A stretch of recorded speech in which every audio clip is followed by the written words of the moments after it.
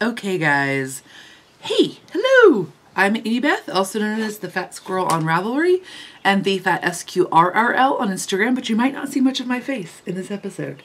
I'm going to do just a very basic, I don't want to call it a tutorial, but maybe a talk-torial, just a real basic and casual introduction to how I adjusted this painted portrait dress by Anna Maria Horner to fit me. So in this video, I hope to talk about the tools I used, basic or just kind of generalized grading introduction, for the lack of a better word. I'll also talk about what I specifically changed to fit me, like how I specifically adjusted the pattern. And then I'll talk a little bit about what I changed after I created my muslin. So what did work, what didn't work, etc. I will talk, quite frankly, without much knowledge about linings versus facings versus bias bindings on finishing this. The pattern is written with a lining. The lining is for this front and back bodice bit. The side panels do not have lining, and you would use, or the pattern suggests that you use bias binding for the underarm. So I will talk a little bit about that. And I say uninformed or uneducated, or because quite frankly that is, I do not have a wealth of experience. If you don't know anything about me, I actually do a knitting podcast. I feel like I'm quite knowledgeable about knitting, but I'm a very new garment sewer. So I have information I've been given by other people and what I'm doing is now, but take what I say with a grain of salt. Like, your mileage might vary quite a bit. But for those of you who don't know anything about it, I hope to offer an introduction or at least a little bit of hand-holding that might help you take the next steps to either grading a pattern for yourself or making a decision not to grade a pattern for yourself, or maybe just trying to sew something for yourself for the first time. So, and then I'll also talk about, I made a change to the pocket that worked for me as I increased the side of this side panel.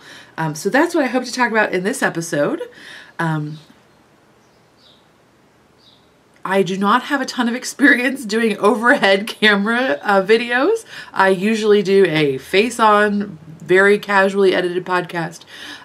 So I apologize if this is not exactly, well, it's certainly not Craftsy level because it's free, yo. But I'll do my best all the same. I just want to give you a warning that that is the case with the production value of this episode. So let's move on. So first I'm going to talk a little bit about the tools that I am using and that you may need in order to grade a pattern. Okay, so you'll need a pattern, of course. You will need a pattern that is not just a one-size pattern, okay?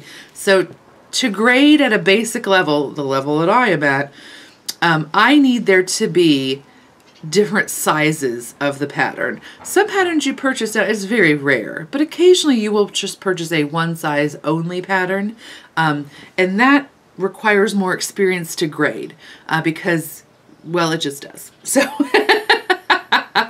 if you are changing the size quite a bit, meaning if you're changing each pattern piece by more than the difference between the smallest and largest size as printed. So for example, the smallest and largest sizes are approximately 1 inch apart for the majority of this pattern, except for places like this in the arm side and things like that. But if you're increasing the size more than that, it does become a little bit complicated, but it's still doable. So you want to have a sized pattern. I'm sure there's a technical word for that, but I don't know what it is. You will need some sort of tracing paper. Now, I use Swedish tracing paper. I like it quite a lot, but you can use anything that is semi-transparent. You probably don't really want to be working with a light box or anything like that because I feel like it would get rather cumbersome. But this is Swedish tracing paper. It is very cloth-like. I can't think of what to really compare it to, but some people use the paper that comes on a roll for like medical tables, like for your doctor's office. You do want to have, oh, let me also specify, you do want to have some width to it. If you're using like the tracing paper that comes in a kid's notebook, that's probably going to be really a pain in the neck because you'll be taping multiple pieces together. So you want, this paper specifically is 29 inches wide, but you know, whatever. But you definitely want something that's about the width of the widest piece of your pattern. Just for simplicity. You can definitely work with like notebook 8.5 by 11 size paper, but it will just be more tedious for you, more cumbersome. This specifically is 29 inches wide and comes in a 30-foot roll.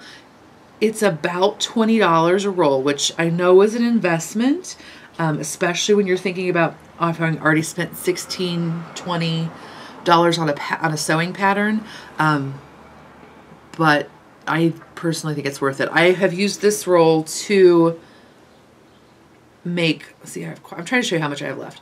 I've used this roll to adjust not only this dress, but attempted to adjust a Made by Ray dress, the washi dress, and I've made multiple copies of the dress number 1. So, I mean, you get quite a bit.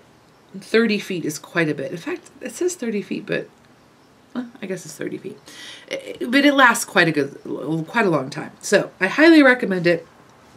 People also say that you can actually make a muslin out of this, that it is durable enough to sew together, just enough to put on. I have never tried that, but I could definitely see, as long as you're not putting a lot of stress on the seams, that would work, because it does. I apologize, I'm still trying to get used to where the camera is. I mean, I'm giving that a pretty good pull, and it is very durable. So the great thing about this too is it does, I mean, it's rolling right now because it's coming off the roll, but it lays quite nicely when you are cutting out your pattern. I don't pin my patterns down. I use large metal washers that are about this big. You can get at a hardware store, or pattern weights, soup cans, whatever. But if you put those down on here, it stays nice and flat. It's very easy to cut your pattern out with this product. So I like it.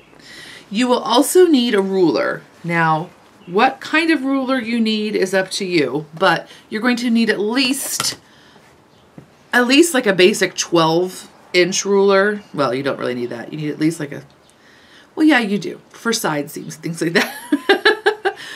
I like to use, I have several grid rulers just because I sew for a living, craft sewing, and so I have them all to hand.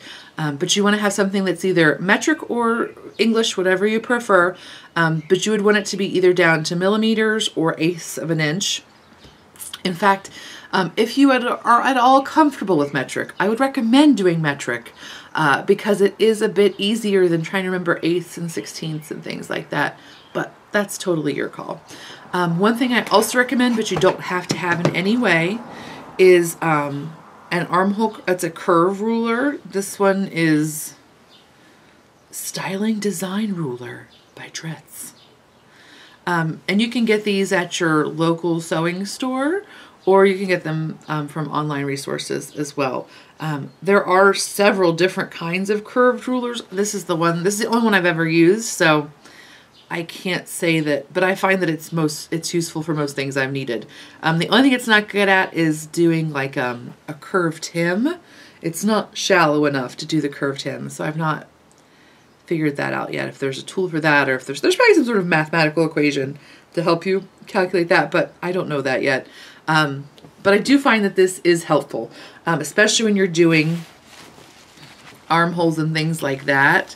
It's just easier. It requires you to do less measurements as you grade, but it's not in any way a requirement. You'll also need at least one pen, but I recommend to actually have 2 different colors because what I like to do is trace the pattern as is written and then use another color to grade up or grade down, whatever you choose. But that's basically what you will need. So that's all for tools. Okay, so now we're going to talk about very basic grading, okay? So I am no way an expert. I'm just going to show you what I did. There are entire Craftsy classes about grading. There are many libraries at your, there are many books at your local library that will talk about grading. I'm just going to tell you what works for me. I don't know that it's what will work for everybody, but I think it will. Okay, so what I recommend doing is when I've done this at home, I've never had trouble, but for some reason I just did an example for you and things got whopper jawed. So you may want to weight your pattern down. You may also want to lay out your tracing paper, whatever it might be, and weight that down. Now I don't normally, again, I've never done this before, but for some reason when I did this a moment ago, I got off and it messed everything up. So we'll do it this way. What I'll do first is I'm just going to trace the large, for example, I'm grading this pattern up. So I am going to go ahead and just trace the largest size. There's two reasons I do this. One reason is I feel like it's just visually clearer for me.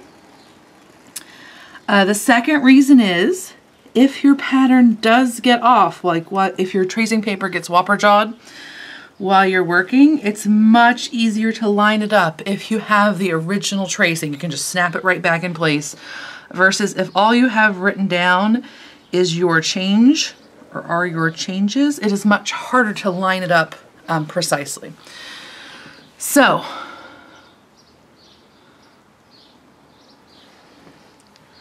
you don't have to be really precise about, I mean, you want to be precise, but your lines don't have to be perfectly straight or anything like that. Because quite frankly, when you're cutting it out, that's all gonna kind of come out in the wash anyway. So let's talk briefly about how you do this, okay? The most basic thing that can happen is that you'll see down here at the bottom, let me zoom out. You'll see my notes and things. Oh, nope, let's keep going. You'll see down here at the bottom, there's one line. It does not change for each size. So that means that line is ready to go. You can either retrace it with your color that you're going to have your final pattern in, or you can just remember that that's what's the case.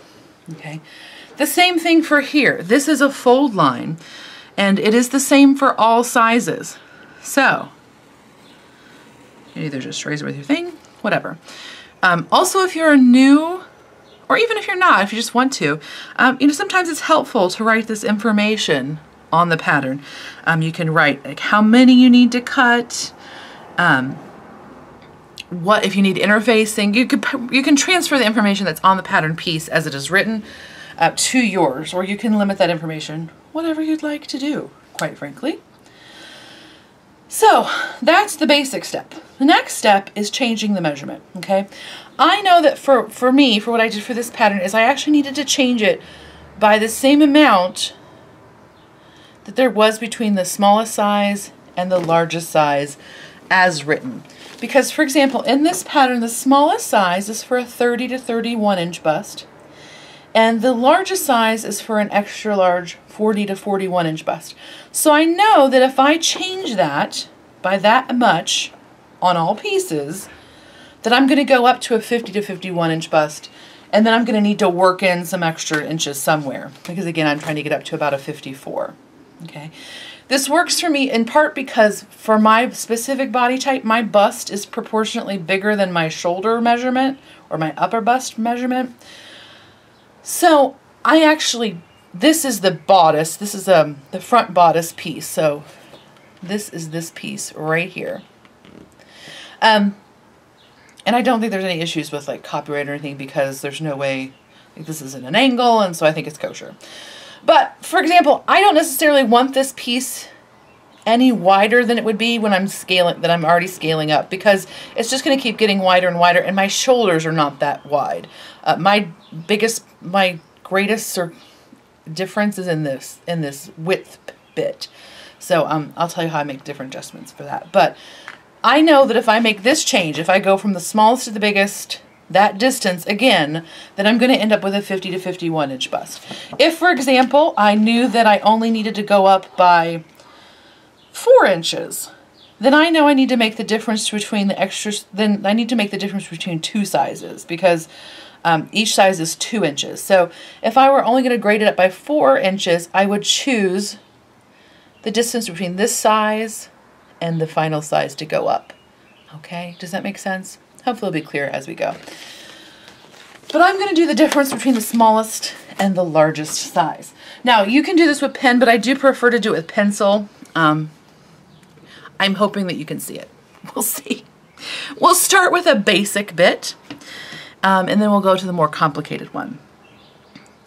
So, for example, at this size, you want to make sure, one thing that is important, it's useful if you have a grid ruler, because you want to make sure your measurements that you're transferring are perpendicular to the pattern piece. So for example, this is almost an inch. It's like it's like 15/16, but it's almost an inch between these 2 points, okay?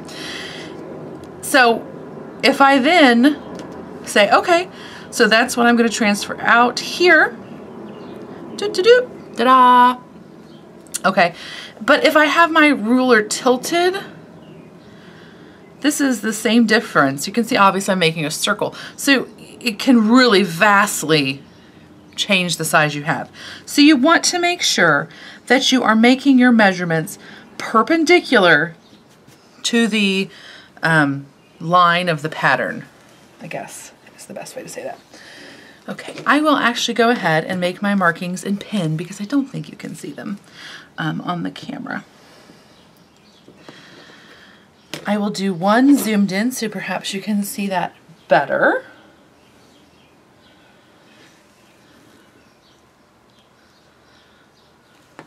Okay, so for example, if I'm going to do a transfer here, this is the smallest size. This is the smallest size.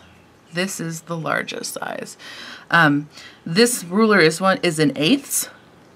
So I want to go out not quite a full inch, 7/8. So I want to go out to here. Oh, again, sorry. Supposed to be transferring markings. Okay, what you do for grade or notches.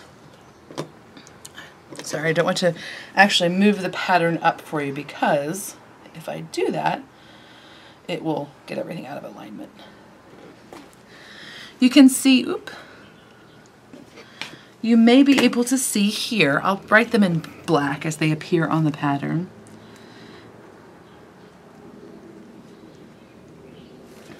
Okay, you can see here that you have your notches marked.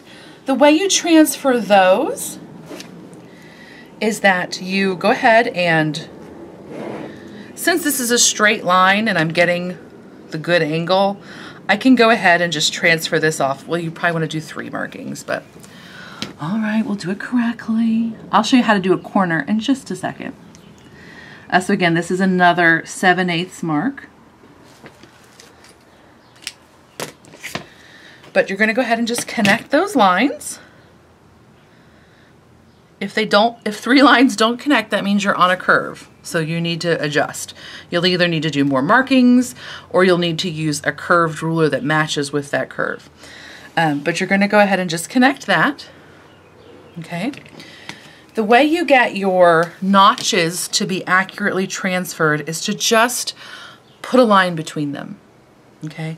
And then your notch should match up. Okay, so the apex or the point of your notch should be on the same line as the points of the other notches. Okay, so that's how you transfer notches. Or any other sort of, like this one has a marking for, this bodice part has a marking for where something else lines up. And it's marked with X's. Again, same thing. Put your ruler through the center of those X's and that's going to be the center of your X. Okay? So let's talk about, corners. Because there's 2 different ways you can do corners. You can either do them by simply grading out the lines that meet. I keep looking at it because I feel like I'm flashing you boob, but I'm not. So yay me. So I've got my marking down. This is 5/8. So I'm going to go out. Okay, sorry, I'm switching angles and it's a bit confusing. So this is the smallest size right here. So it's 5/8. So I'm going to mark out 5/8.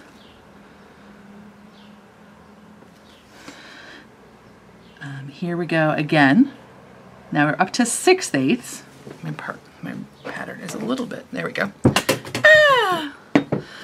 Mario! You'll see, do you be stepping on dog toys? Oh, so professional, it's ridiculous. Okay, now I have to climb under a table. So hopefully, oh, it's too bad the angle's not wider so you couldn't see me inevitably stick my bum in the air in a most awkward place. Okay. So, got the first marking. How close together you put the markings is totally up to you, but on straight segments, you don't need them that close together. When you're doing curves, that's a different story. But, so here, I see that I am 6/8. Again, making sure that this is lying right on that pattern line for the shoulder, okay? So I am 6/8. There's that one. And again here, 6/8. That one. So you can naturally just extend that line. Sorry, I have a pattern weight under there that's getting in the way. And you'll see that there's a teensy tiny bit of play, maybe a 1/16 of an inch. That's kind of to be expected, especially when you're working with like a felt tip pin. The tip of this pin has circumference. The edge of the ruler can fall in slightly different places depending on what angle you're looking at, but it's gonna be fine, okay? So you'll see that there's just the teensiest, it's okay, totally okay. But another way you can figure out where this corner would be is to, again, just naturally extend. Let me show you. This is where the corner is on the smallest size. Okay, so your corner should, if you are correct, should line up, and it does. So that's one way to go ahead and check yourself while you're doing that. Okay? So there's a straight line. Just measuring out, depends on where it's at, how much you're going to need to measure out. You can see that this difference is definitely smaller than this difference. Okay? Now let's do the curve, because the curve is a bit more complicated. Okay? It's really not more complicated, it requires more measurements. So, for example, here is the smallest size and the largest size. So we're going to just keep doing what we've been doing. This is 1/2 inch. So I'm going to put my mark out there. Okay? But I'm going to measure it again right here. Okay? And right here, again, I'm trying to keep my parallel, right? Right here, oh, we're down to 3/8 of an inch. Okay, so 3/8 of an inch. Okay? Up here, we're getting even smaller. Here's this. Here, we're down to just about 1/4 of an inch. And then as you can see here, we're actually having, this is kind of like the intersection of all of those lines, all of those curves, excuse me. You'll keep going.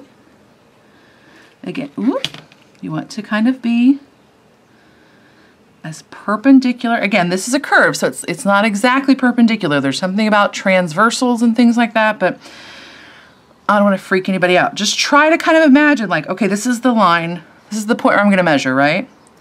Just kind of try to imagine a line that is as close to the curve as possible at that point, okay? And that's what you're trying to be perpendicular to. You'll get a feel for it, don't worry. But this one is just over 1/8, right there. So just over, and you'll notice we're switching sides, right? Before we were up here, okay? Now we're coming over here because we've crossed this point of, oops, I'm sorry.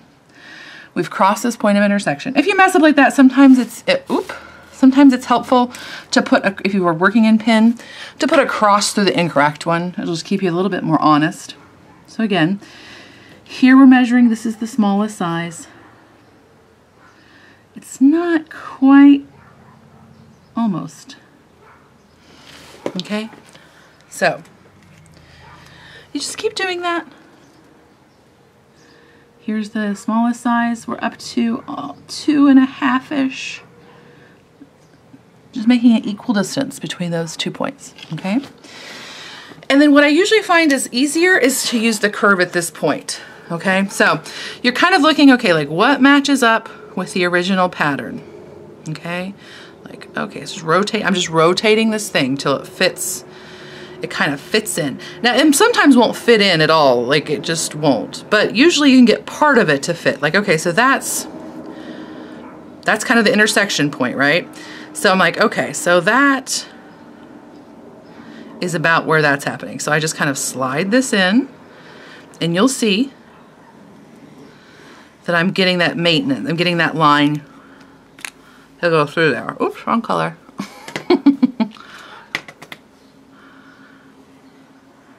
Okay, and this kind of jives, right? Like if you can see, this is the corner of the smallest size, and that looks right. I can check it.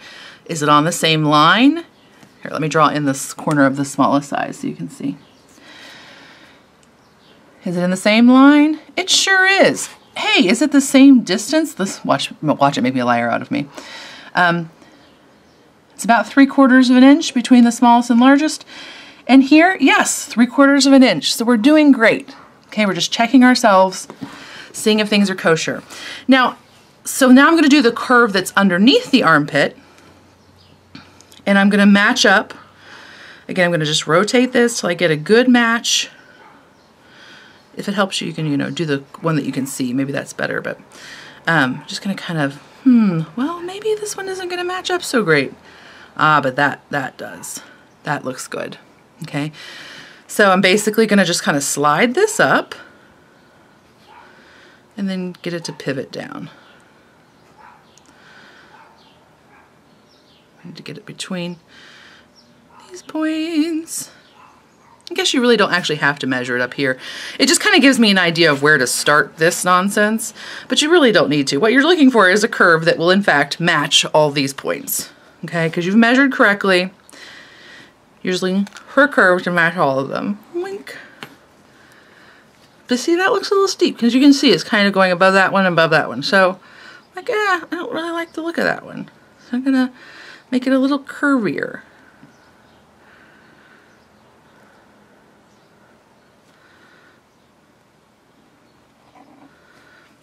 And I like that just a little bit better. Okay, and again, I'm just extending this side panel, this side bit. It should be the same difference from here to here, and it is, because we already measured that. So that's really what there is. It gets a little bit more complicated when you're doing bust darts and stuff like that, but really the technique is all the same. The technique is to measure and mark. Measure and mark, measure and mark. Okay?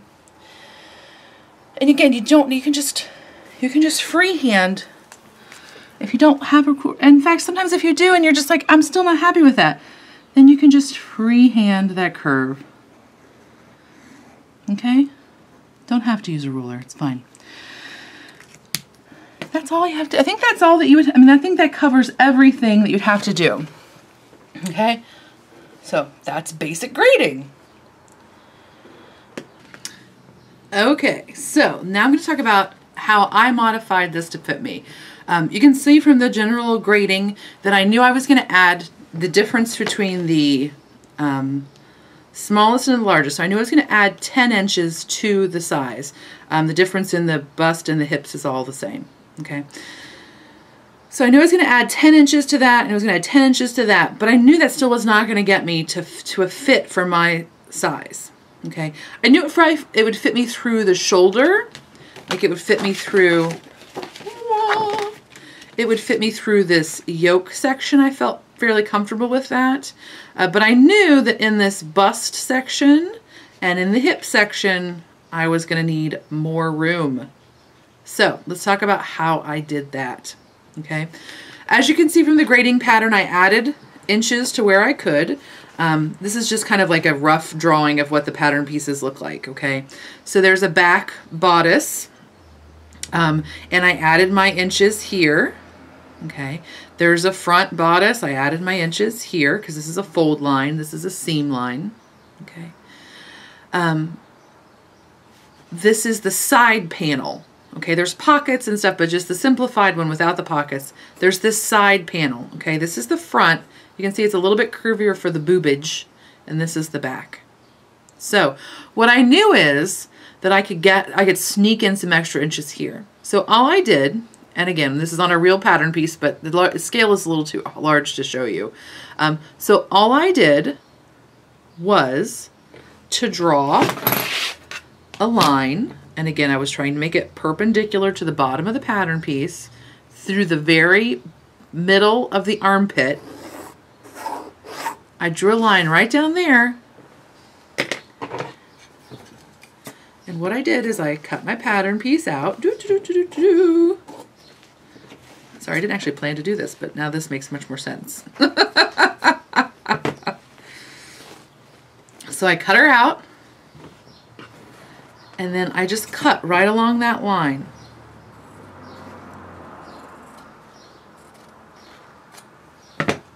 Okay.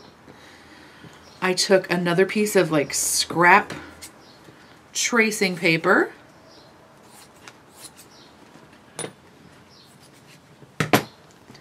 Put it down. I measured the distance. What I did for the first one is add 4 inches, okay? So I just drew a straight line down here. And I was like, okay, I need to add 4 inches. So for scale, we'll pretend that's 4/8 of an inch. So we'll pretend that's half an inch. Okay.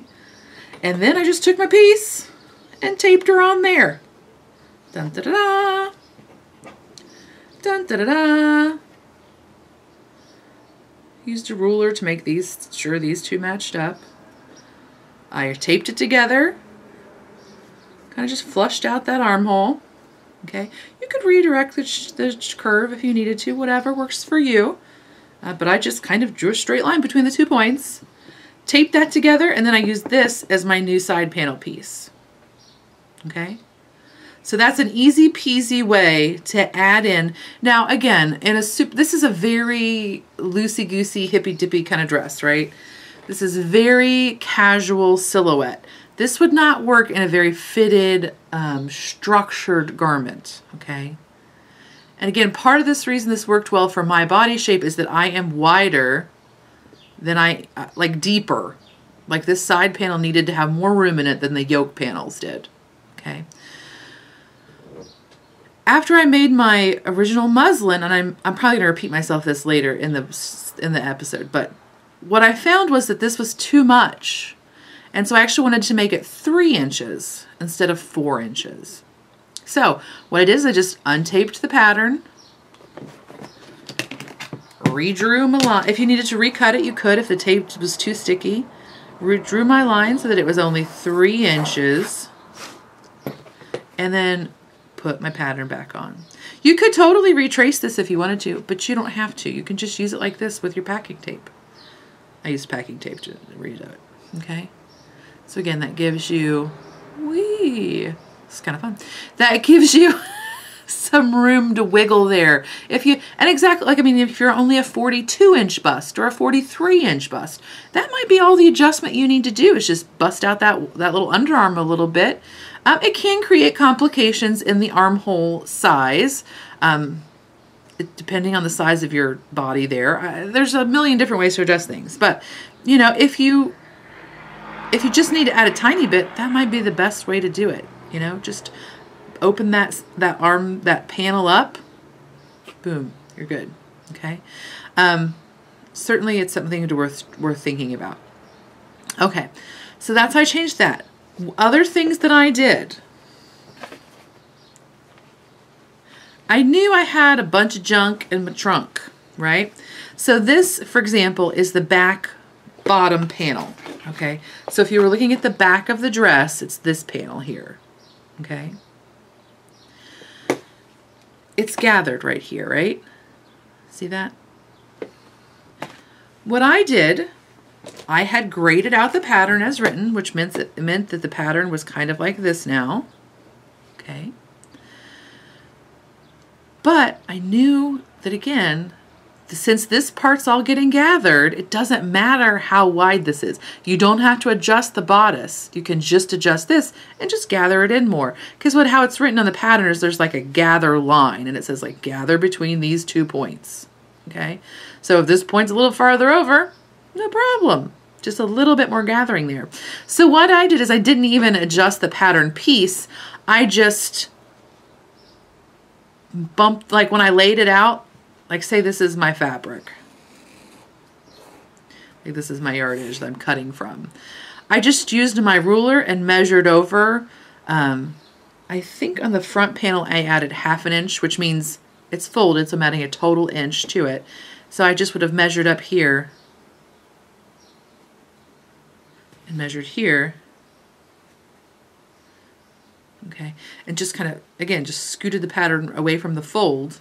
Just continued this line, and there you go. You've got it a little bit wider for yourself. Okay, equally true in the back. Oh, this is written as back bottom, but it's the same for either one. It doesn't matter, same technique. And in fact, I knew that because my butt is proportionally even bigger than my boobs, I knew that for the back I actually wanted to add even more room in here, so I added a full inch along this. Okay, and so it gave me, again, it's a little bit fuller here, but it makes more room for your butt if you've got a big old butt. Okay, and again, if your butt sticks out this way rather than your hips going out this way, if your hips go out this way, you probably want to make sure you're adding more to the side panels more so. But if your butt really sticks out this way, this is very clear, isn't it? Then it's good to add a little bit more gathering in there. In fact, and again, I'll repeat myself later, but what I did is when I did my muslin, I noticed that when I tried it on without pants, basically, I think I had woven pants on. It was fine in the back because it actually fit circumference-wise. Like it had plenty, and I had ease. I had positive ease. But when I put on knit pants, which is what I often wear, like yoga leggings or what have you, that have a surface texture that kind of grabs a little bit, it was pulling on my bottom. It still technically had room. It wasn't too tight, but it just it didn't have as much room for my butt to have distance. Like the fabric of the blouse had less distance between the blouse and my butt, okay? And so it was more likely to kind of catch on my pants and just kind of add a little bit of pull, okay? Which made it kind of blouse out a little bit more, like poof out a little bit here, which was not really the look I wanted. So what I did on my next pattern was add even more width in here. So I moved this, maybe originally I had just a 1/2 inch and then moved it a full inch, but I just added a little bit more width here. And what I did also is just took out a little bit on the front. I didn't need that full amount that I had added on the front. So I took a little bit out on the front because the front was kind of puckering up like, I mean, whatever, food babies. But it puckered up a little bit fuller in the front than I really needed. I had extra fabric that I didn't need in the front. So I decreased the width of this panel a little bit. Again, I just scooched it closer to the fold. Whereas this one, I scooched it a little bit further away. It gave me more room on my butt and less room in the front, which I didn't really need as much. Okay. So that is how I changed the pattern specifically to fit me. I think that's all I did. Yes. So next I'll talk about what happened after I made my muslin. Okay, so what happened after I made my muslin is I learned a few things. I learned that the bodice of the dress seemed to fit well with my, okay, let me just say that I did a super big happy dance that all the pieces fit together. Because I was pretty confident that they weren't going to fit together. But it worked out. So after I did my happy dance, okay, then the further examination happened, okay? So, I I discovered that, as I just said in the previous segment, I had added a little bit too much fabric into this front panel, and I think I knew that because it was blousing out. Okay, I had added too much width into this side panel. Okay, so I took some of that out. Okay, I had added not enough width into the back panel, the back bottom panel. So I added a little bit more into there, into the fold seam. Okay, now then, unfortunately, because I had added so much width via this side panel,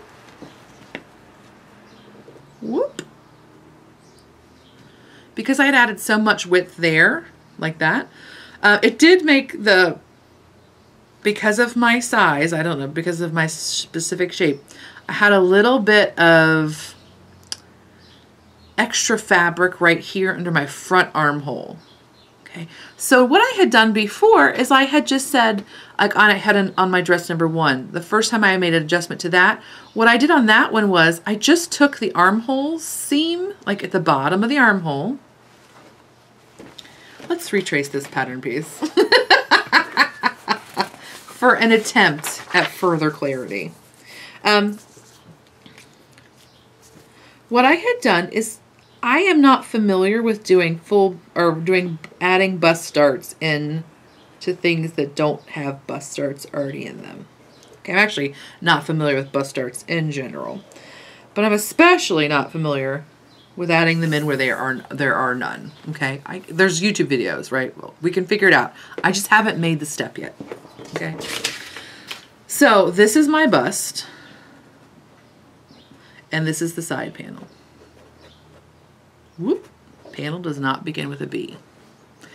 Okay, what I had done with my dress number 1s is just to taken this armhole and kind of, I folded the dress in half.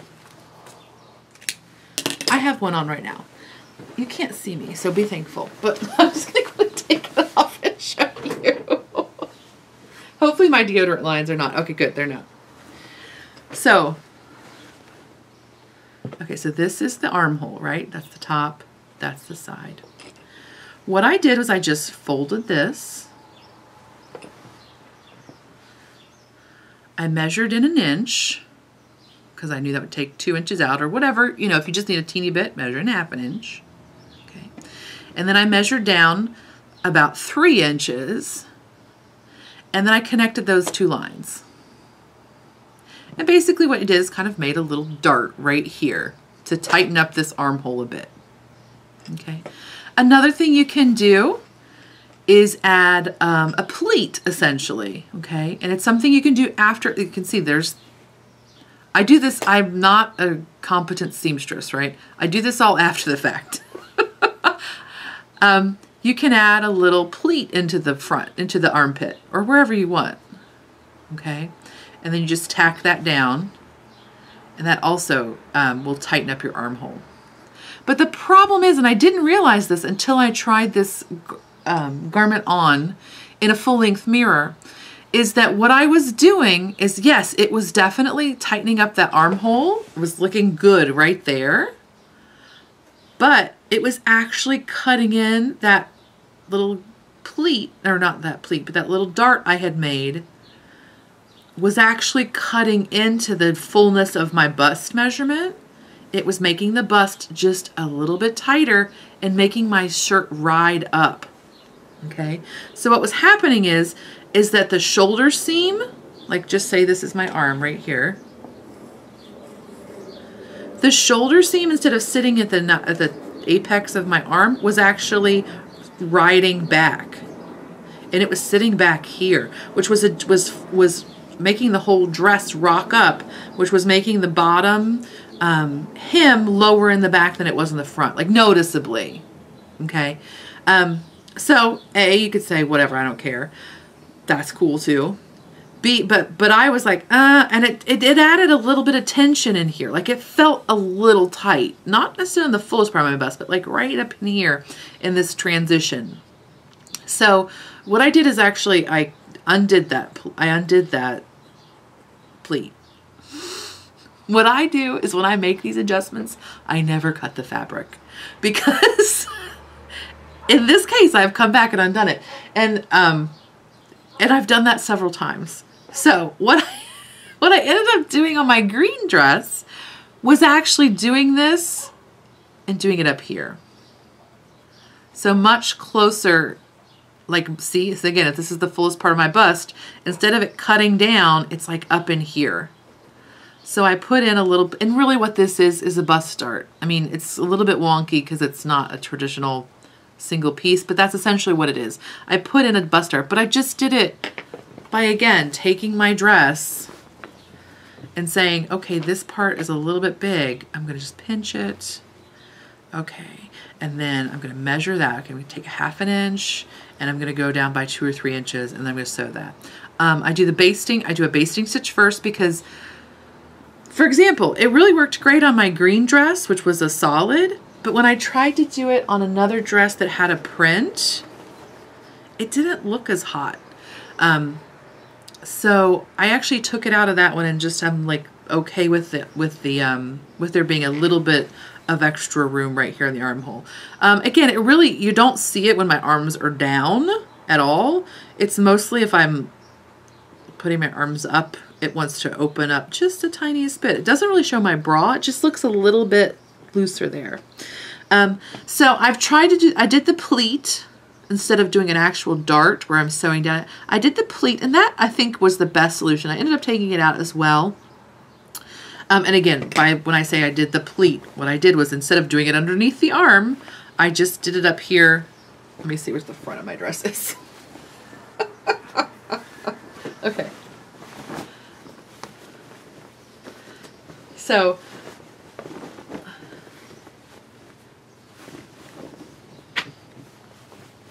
what I did, and again, sorry, it's literally, I'm wearing it, okay? There's deodorant on it.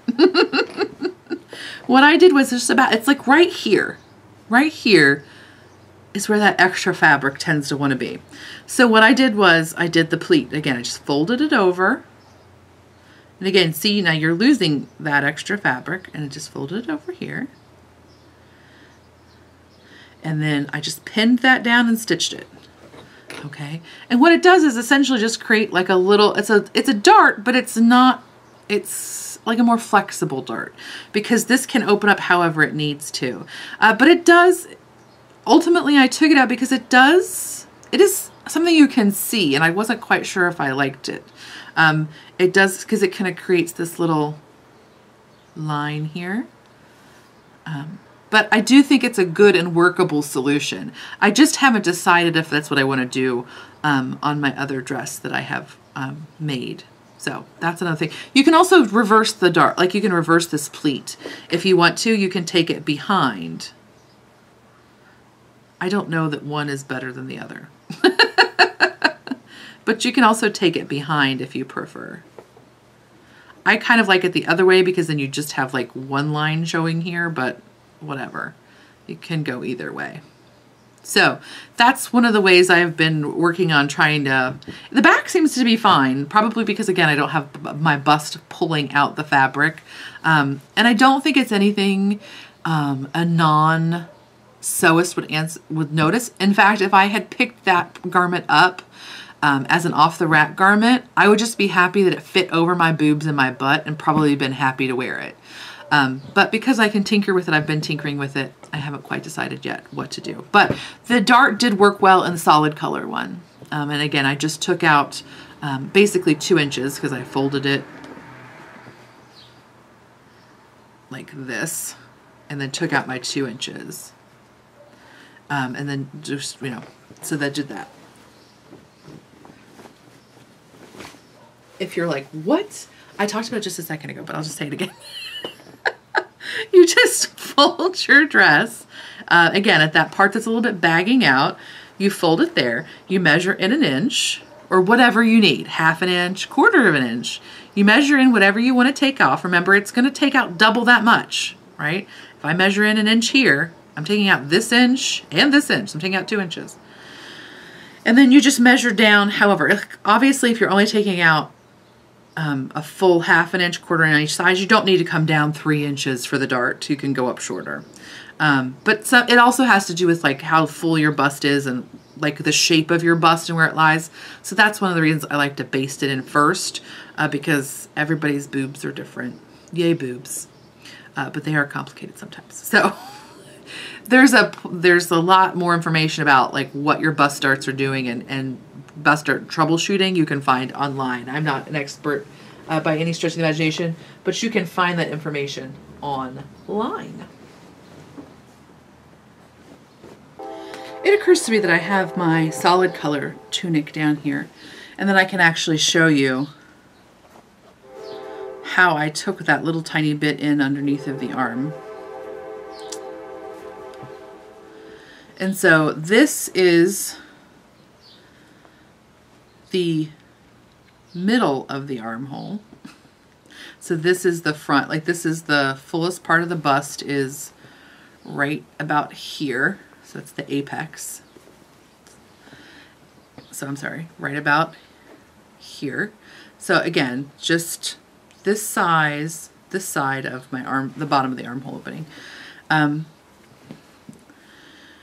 can actually see first I just tried to take out a 1/2 inch, and then I did that and it was like, it still needs a little bit more. So then I came over a full inch, made a mark here, made a mark here, which is about, oh sorry, it's actually 3.5 inches, almost 4 inches down. And just connected those two lines, sewed those up, and then you can, hopefully you can see, it's probably not going to look like much of anything, quite frankly, but maybe you can see.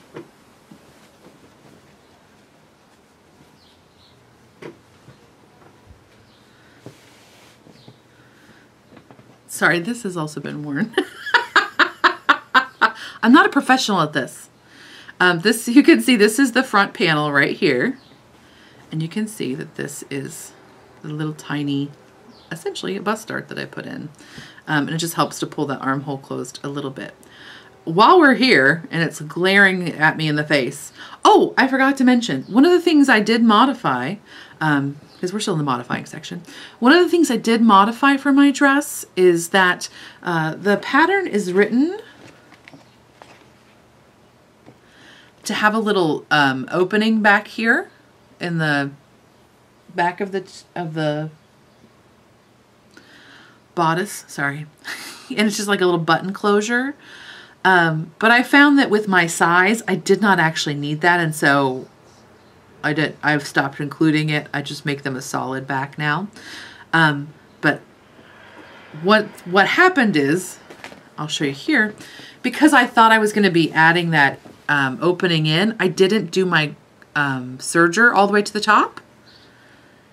And you can see, especially on this fabric, which is a cotton linen blend, where I've serged it, it's fine. Where I haven't serged it, look at how much that has frayed open. I mean, we're down to 1/8 of an inch there. Okay, so definitely, and what I'll do is just go back and I'll either just whip stitch this closed by hand, which is probably what I'll do because it's easiest. I could put it on the serger, whatever. But just be aware. You do either want to, if you're especially if you're working with a cotton linen blend, but if you want durability, you either want to serge your seams, zigzag cover stitch them, or do French seams, which you can. This pattern is written for a 5/8 inch seam allowance, I believe, if I'm not mistaken. So with a seam allowance that is that generous, it's fairly easy to French your seams and get away with it. Also, obviously, this pattern is written to be lined, which I did not do. And I'll talk about that in just a second. Okay, so here comes the point where I talk about something that I don't have a lot of knowledge about, which does make me uncomfortable, but I'm going to be vulnerable, and I'm sure I will get additional feedback. So let's talk about lining versus facings versus bias bindings. This pattern, as written, is to be lined. I'm only talking about the sleeveless version, actually. I'm assuming it's the same for the sleeve version. In fact, it is, but I haven't looked at that, so I don't know for sure. As written, it is to be fully lined along the bodice, fronts, and backs. So the armhole, as I said, is a bias binding, but this whole piece is essentially doubled if you don't know what being fully lined means. It's essentially a double thickness. Okay. I ultimately decided not to do that. And the primary reason is, okay, there are actually multiple reasons. But I will try to acknowledge all the reasons that it's also not a good option to not line. But I will try to give the pros and the cons. How about that? That's what we should say. Reasons I did not line the bodice as written. One reason is this is a summer piece of clothing for me. And I know people say that it doesn't add heat to add that double fabric, but in my mind it does. And so quite frankly, even if it doesn't actually change the temperature of my body, there's got to be some sort of psychological effect that's going to make me feel hotter. I will completely acknowledge that may just be in my head, but nonetheless, placebo effects are real. Like they are felt effects. Okay. So that's the reason number one. Reason number two, it was like extra fabric. I'll be honest with you. It takes extra fabric to cut out two extra, an extra front and an extra back. It's not a ton of extra fabric, but it's extra fabric. And I didn't really plan on that because sometimes I don't read my directions completely. So that's the other reason. Oh, so that's the second reason. The third reason, which is a big reason for me, is that I did not know how I was going to be modifying this pattern. As I talked about, I ended up adding a slight bust dart. Now, it was not in this piece. It was actually in this side piece, which would have not been affected by lining this fully. But that's something to think about as well. If you are going to be modifying the pattern and you're not sure exactly how you're going to be doing that because you're a new sewist or you're not as experienced, in my head, I thought, I don't want to line that because I'm afraid I'll be adjusting it. And again, ultimately, I did not. Any adjustments I would make or that I have thought about making thus far have been in this side seam piece, which again was just a bias binding facing. So that really would not have affected it. But in a more traditional, fully lined bodice, that would be a difference. Okay. So here are reasons that you would want to line it. Okay, and would want to do it as written. It adds strength to the garment, right? It's a basic thing, right? You're adding more strength, which in turn probably means more durability to the overall garment. Okay, you are adding more structure to the garment, so it's less likely, especially if you are using a more loosely woven fabric, a more open grained fabric. It's going to stretch out less. It's going to be less likely to get biased or higgledy-piggledy as you're wearing it. So that is also another reason to line it instead of just doing bias binding.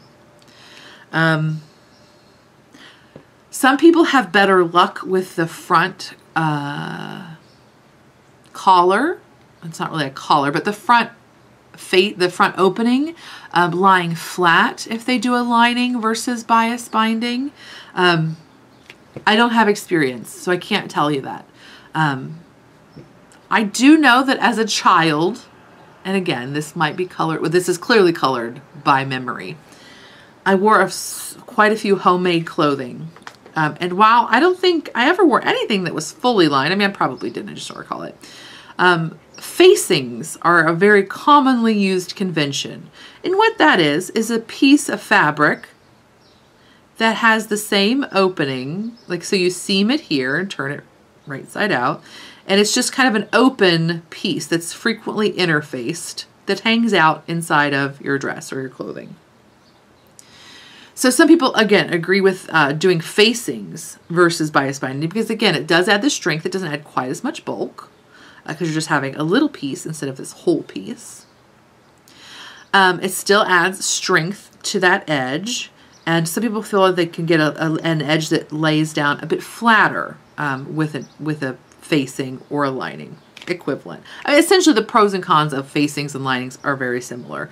A full lining has a much more professional look on the inside of your garment, but most people aren't looking inside of my garment. In fact, literally no one is looking inside of my garment except me. And now you, because I showed you mine. But, you know, generally speaking. The full lining does add I guess, more stability, a little bit more durability, and a slightly more professional look on the inside versus an interfaced facing. But as a kid, all these stupid interface facings, mine never seemed to lay flat, or at least they didn't to my picky, like, 9-year-old self. They never seemed to really lay that flat. And this stupid facing always would get wrinkled up and it wanted, like, if you moved too much, it would kind of buckle up and you constantly have to, like, fold it down and get in there. It may just have been, you know, interfacing technology 30 years ago. I don't know. I'm sure that if I did something now, it would be, I feel like it could be a different experience. I'm not closed off to it, but, so there are lots of pros to doing facings or linings. But sometimes you're just a rebel and you do what you want. So that's what I am. So that said, the garment that I showed you earlier was my dress number 1. I guess I should have told you that, which is by Sonia Phillips, which is 100 Acts of Sewing. It has a bias binding, and I have worn the pants off this dress. I probably have worn it at least 50 times in a year. I don't think that's an overestimation because I wear it in the summer and the winter. In the winter, I wear a shirt under it. In the summer, I wear it as is. And it is holding up beautifully. I think, if anything, the fabric is going to just eventually wear through versus the bias or the facing that I chose, which was, in fact, bias binding. Okay. So I decided to do bias binding on mine. I won't go into how to do a bias binding. Because you can find lots of information about that online. You can just go to YouTube and search bias bindings. Here is a dress that I'm currently working on. I am using commercial bias tape because, quite frankly, it is a dream to work with. Homemade bias tape is super cute, but it does take quite a bit of yardage, and it is a little bit more tedious. And, well, commercial bias tape is kind of a dream to work with, I'm not gonna lie. So, and then you can see on the some people probably are wondering about this painted portrait dress. You can do different colors for each of the panels, and so I'm using a navy blue because, again, to me, the more important thing to match is the part that's going to show. This color is going to be largely hidden by my arm, but so yeah, you just sew the bias tape on the outside. And then literally you just fold it over. Fold it over, fold it over, fold it under, and bam, there's your facing. It still takes time. I mean, I don't know that, I actually think facings are probably faster than doing bias binding. I could be wrong. Certainly if you have to make your bias tape, I think a facing is faster. But it does actually take a bit of time to do a bias binding, especially to do it well, because it is, if you're not careful, you can catch fabric and get a buckle and things like that. So, I mean, it's not a super fast procedure, but I do think it's fairly durable because you have basically 4 layers of bias binding plus 2 layers of your cloth going into the edge. And it definitely has a good amount of strength to it, and it does not like to stretch out. It has a little bit of give because it is bias binding. It is made to stretch a bit. But when you get 4 layers of it, not so much. Tricks that I have found, and I probably have, that I have recently discovered when I'm doing the bias binding for the front. This is the only problematic part I have ever had with the bias binding. It does kind of want to just the tiniest bit do that. I don't think any other human notices it until I point it out, but it does just want to do that just the tiniest bit. Ways that you can make it do that less is to kind of ease in more bias tape. So originally I thought, oh, it's doing that because there's too much bias tape and it's like puckering up. Well, actually that's the opposite of what's happening. It's like circumference and circles and stuff, but whatever. So originally I tried to stretch, I kind of like stretched the bias binding as I applied it across this curve, but that made it significantly worse. So, and I even thought, oh, I could just put a little dart in the bias binding. No, that's bad. So actually what you want to do is, well, what I have found to be helpful is to actually ease a little bit of the bias binding in there. So just kind of when you're applying it or when you're pinning it down, just make sure you kind of get a little bit extra. Don't stretch it at all. Kind of stretching your neck hole just the tiniest bit, not stretching it out, but just making sure it's very flat and very taut, and your bias tape is, so you have, for example, if I had 100 feet of front dress, I would probably want to try to put 101 feet of bias tape into it. Just, again, easing it in there just a little bit. So, what I should probably do, what you're really supposed to do when you do a bias binding is this is supposed to be basted, this first application of stitchery.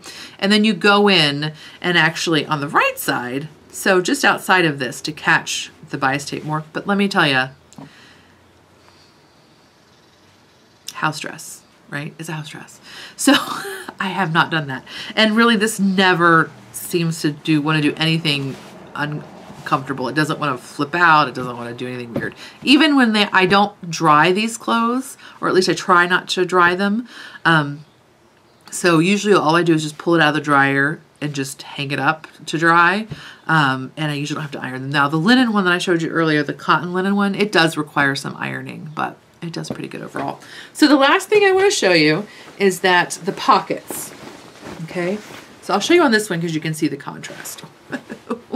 Oh, can we even zoom out that wide? I don't know. Let's try. Okay, so as I talked about, oh, we really can't zoom out that far. Shoot. Anyway, what I talked about in the in how I adjusted the pattern, I essentially added 3 inches into the middle of this panel plus an inch on each side. So this pocket is 5 inches wider than it would have been. Sorry, there's a large truck way up my street. This pocket is essentially 5 inches wider than it would have been on the largest size pattern. Okay, and that means just let me also clarify. That's one of the reasons that I do think it's reasonable to not have all patterns graded up, right? Because these certain design elements, like this does not work as a pocket. Like that's ridiculous. Okay, so I want to give the designer a break in that way. But let me also just discuss other patterns that, little girls, other patterns that do not have design elements that are problematic are also not graded up. So, you know, I'll give you a little bit, but not everything. So, this is ridiculous, right? If I put this on as is, this is going to gape open and like really stick out. Now, that might be the look you want. That's like a certain silhouette that's kind of a modern, what I think of as like a Vogue-ish kind of silhouette. That's not what I wanted. So what I did is I knew that I needed to catch this pocket, okay? Now, you could do a couple of different things. You don't need a pocket this big, right? You could just technically whip stitch this closed. Or even better, you could mimic this top stitching and just stitch it down even with your machine, right? You could just go right over this line of top stitching and just stitch this down and nobody would ever know, right? But what I did, and what I think has worked well, after I had the dress sewn, I just went in and stitched this pattern. And what I did is actually stitch it from this side so I could tell when to end. But I just started about in the middle. I did not measure it. I didn't even fold it. I just kind of was like, that looks like the middle. And I just stitched up, back stitched there. And all that did was divide my pocket into 2 or 3 if you want to do 3, whatever. You want to do 17. It's up to you. You could like have all of the markers of the world in your pocket. That'd be cool. And you'll see it doesn't kind of go all the way up, which I am okay with. I don't need it to go all the way up, but you could if you wanted to just go in and tack it down. Okay. But it's a nice thing to do after the sewing is done. You don't have to measure. It doesn't have to be perfect. Because nobody can see it. It's all inside. Okay. So that's that. Somebody else suggested that what you could do, remember I was talking about doing a little pleat underneath my arm? You could also do a little pleat in this pocket, which would Now there are motorcycles. It's just a wild day today. You could put a little pleat in this pocket, which would tighten up that top circumference enough, I think, to keep it from popping out. So that's another option. Somebody suggested that, which I thought was awesome. Okay, I think that's all. And I did not give credit. All of the discussion about facings versus bias bindings versus whatever all goes to folks who posted in either on the YouTube channel or on the Ravelry page about, like, in the defense of bias, or the defense of facings and linings. So thank you so much for folks who have written in. I really do appreciate that information. Okay, I think that is all. Oh my goodness, right? So I hope that information was helpful to you. If you have any other questions, you can certainly put them in underneath here on the YouTube page, and I will try to answer them to the best of my ability. They might very well be beyond my capabilities, in which case I apologize.